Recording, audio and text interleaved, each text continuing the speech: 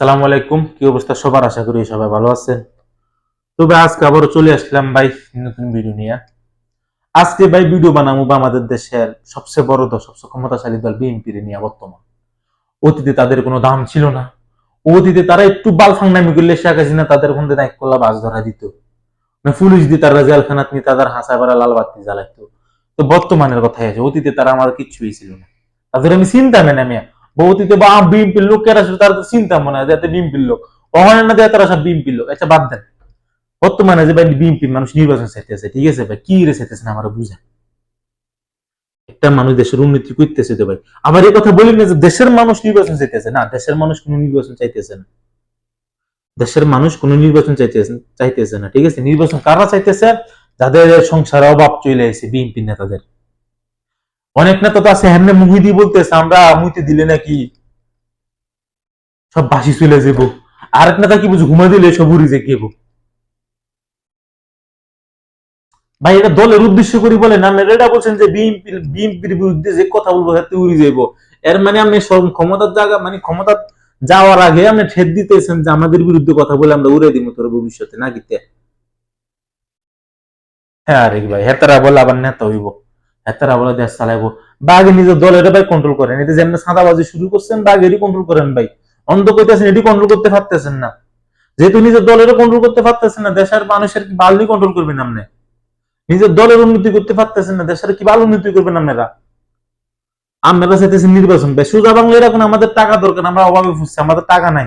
আমরা বাইরের দেশে যে ফ্ল্যাট কিনতে হবে, বাসিতে জমি কিনতে হবো, ইন্ডিয়া গিয়ে আমাদের জমি কিনতে হবো ভাই। আমি দেশে একমাত্র মানুষ দেখছি বাবর ভাই, জেল থেকে বাইরে কইছে ইন্ডিয়া কখনো আমাদের আপন হবে না।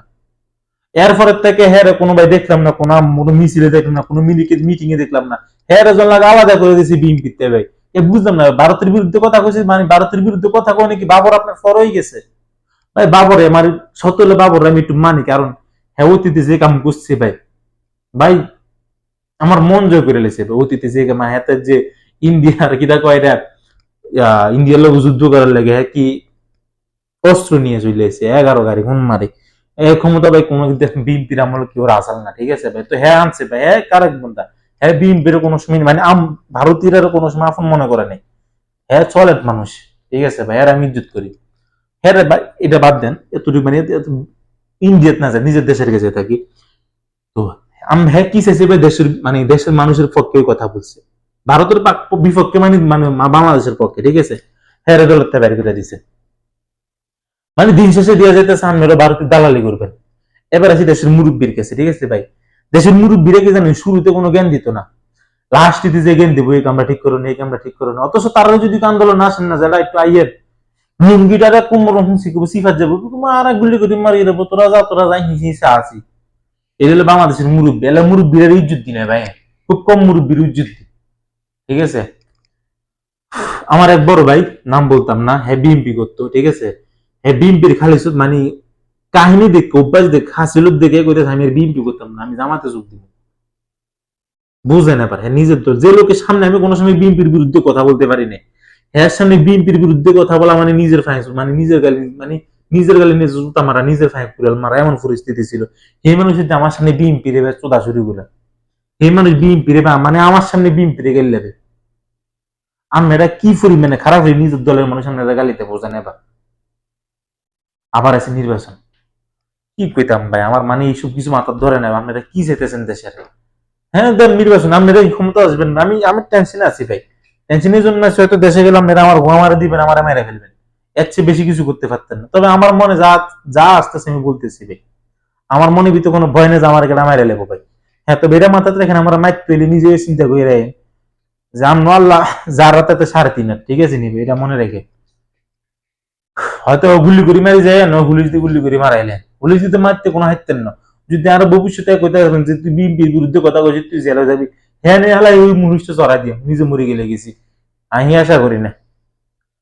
তবে হ্যাঁ ভবিষ্যতে আশাটা করেন না যে এত সহজে মারি যাবেন, হাইস্ট গেলে গুলি করে মারি যেতে পারবেন, এর চেয়ে বেশি কিছু যেতেন না। সামনাসামনি ছুরি দিয়ে গাড়ি যাবেন, এই সাহস দিতাম না। আপনারা ছুরি দিয়ে আপনারা পড়ি। আচ্ছা ওইদিকে না যায়, ভালো থাকবেন। আর যদি পারেন ভবিষ্যতে যদি পারেন ভাই, চেষ্টা করবেন ডক্টর ইউনূসকে জিতাইতে, যেহেতু ডক্টর ইউনূস নির্বাচন বলে দিয়েছে, নির্বাচনে বুঝি চেষ্টা করবেন উনারে জিতাতে, কারণ উনি যদি দেশে থাকে দেশের উন্নতি হইব। উনি যদি দেশ থেকে চলে যায় ভাই, শেখ হাসিনা $90 বিলিয়ন ঋণ করে গেছে, সরি $93 বিলিয়ন, বিএনপি ধরে $200 বিলিয়ন ঋণ করে যাব, দেশের দেউলিয়া করে যাব, এ দেশের মানুষ না খাই মরবো। জিনিসটা মাথায় রেখেন। বাস আপনাদের কাছে এটাই আবদার, ফাললে ডক্টর ইউনূসকে রাখার চেষ্টা করেন, আর না হয় ফাঁসি দিয়ে এলান ভাই, এই দেশে থেকে কোনো লাভ নাই। ভালো থাকবেন। আসসালামু আলাইকুম।